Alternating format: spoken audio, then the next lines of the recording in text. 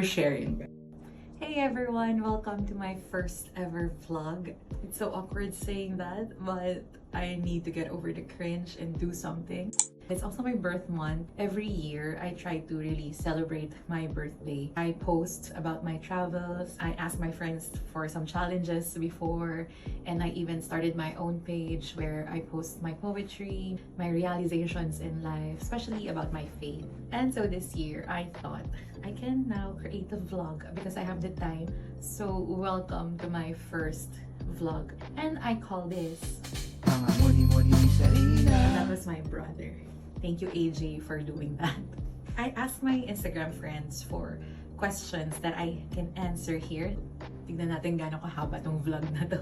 These are just random things about my life here in Japan, my teaching job, my faith, my realizations now that I'm in my third decade. I'm so old.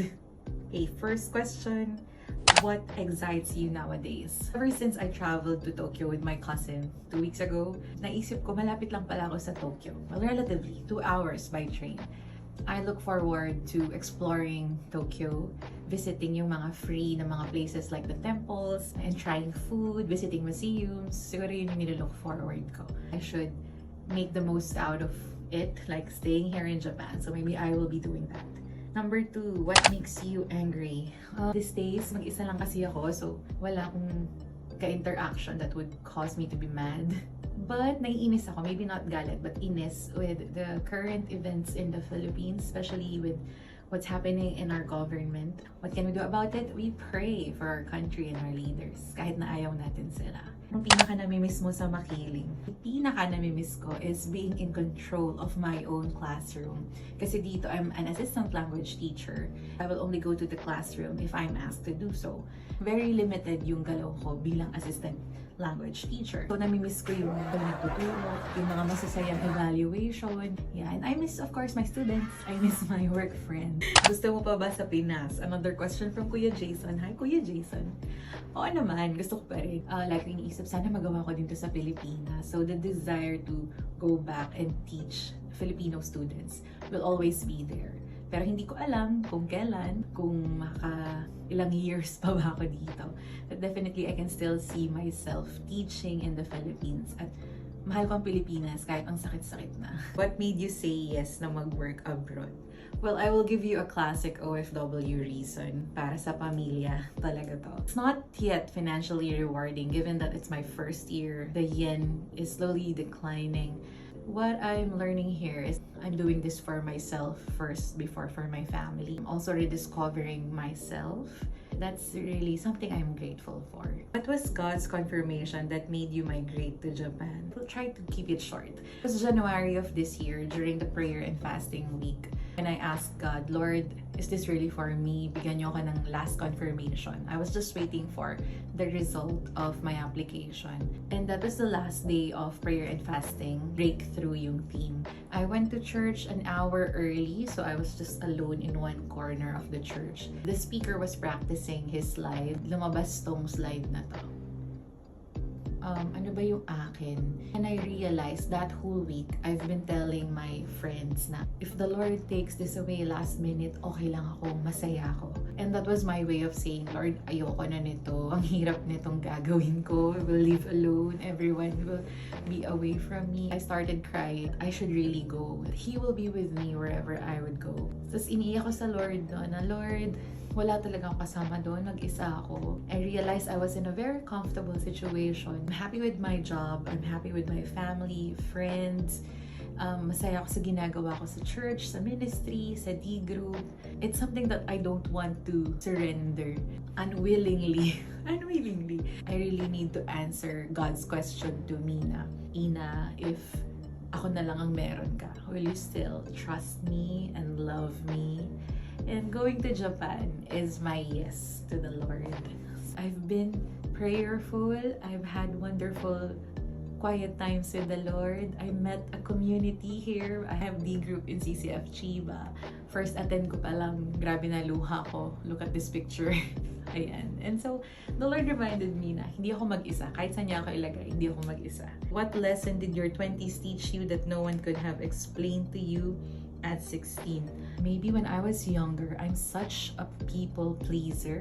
One wonderful thing about growing old is you become wiser and you care less about what people would say.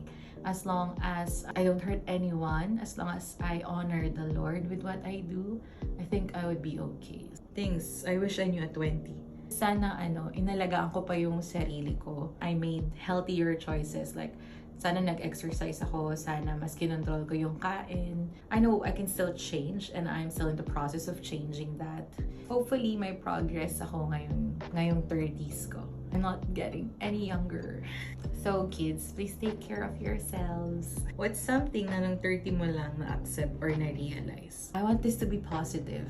I realized 30 is not old. Kanina ko pa sinasabi na I feel old. I think that's one good thing about aging. As you grow old, you also turn wiser. Hopefully wiser. What are you pretending to have figured out?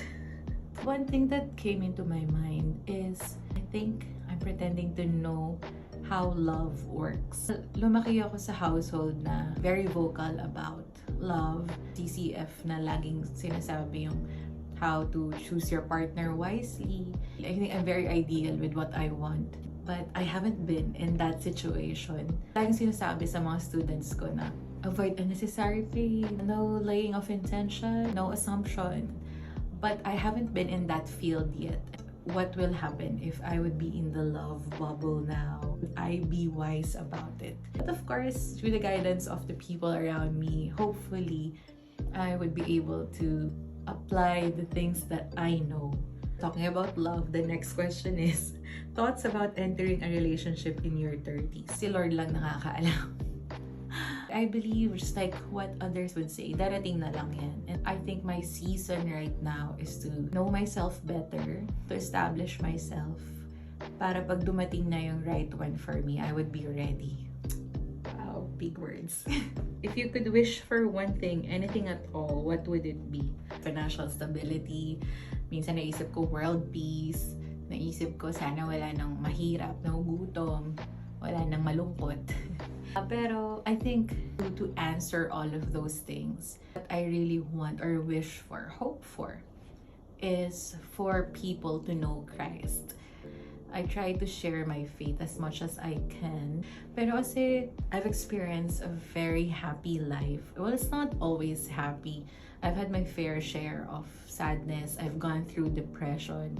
I've gone through challenges in my family, in my finances, in many things. But there's just this unexplainable peace when you have Christ, na kahit mahirap yung sitwasyon, if you know that you have Jesus, gagaan at gagaan kasi. But I've heard this in one of the preachings na pag meron kang Christ, it doesn't mean that you have a storm-free life, but it's storm-proof life. Bongga yun, diba? Hindi tayo free, hindi ako free of challenges, of hard times. Pero dahil kasama ko si Christ, magiging okay din ang lahat. And that's something I want people to know.